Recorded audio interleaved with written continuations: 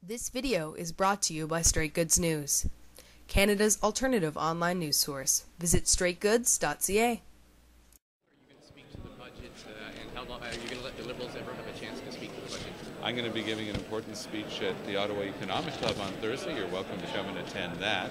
There are a lot of things to talk about in this budget, a lot of things to criticize, and we're doing our job as official opposition, and we're going to do it in all the detail that's required to point out to Canadians all the things that are wrong with this budget. But the tradition, though, is that you let the Liberals at some point of the 4 days have some chance to talk. Are you going to talk out the whole 4 days?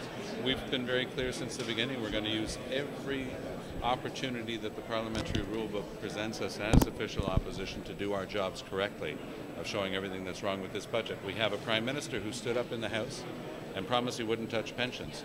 He's adding 2 more years to get your OAS. It's taking $12,000 out of the pockets of every single senior who's going to be reaching retirement age. He swore that he wouldn't touch health transfers to provinces. We're going to be short $31 billion from what was planned. These are all things that have to be pointed out. Their economic management has been abysmal, and we're going to take all the time that we need and use all of the parliamentary tools at our disposal to make sure that we do our jobs as Canadians have elected us to do. Tomorrow's AG report regarding the CF-18 replacement, and how should it play into the government's decision on the jet? I think you're going to see an Auditor General who's going to be quite tough, both in substance and in form. With regard to form, it's the way they've gone about this whole thing. We're talking about tens of billions of dollars of taxpayers' money. There was never a proper call for tenders. We didn't have a system where the lowest conforming bidder would win the contract based on that. They keep saying now that they don't really have a contract, but we also don't have a single dollar being guaranteed in local, regional, industrial spin-off. And Canada's one of the top aerospace countries in the world. So it's a disaster with regard to that part of it, how they've gone about it. With regard to the substance, the aircraft itself, it's completely deficient.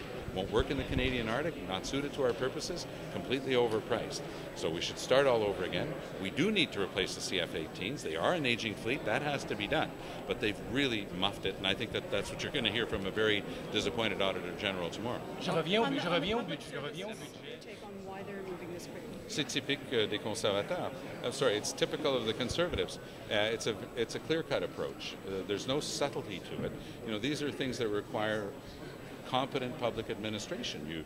You go after the pyramid of public administration in such a way as to pare it down when you absolutely have to, but the very last thing that you touch is the direct service to the public.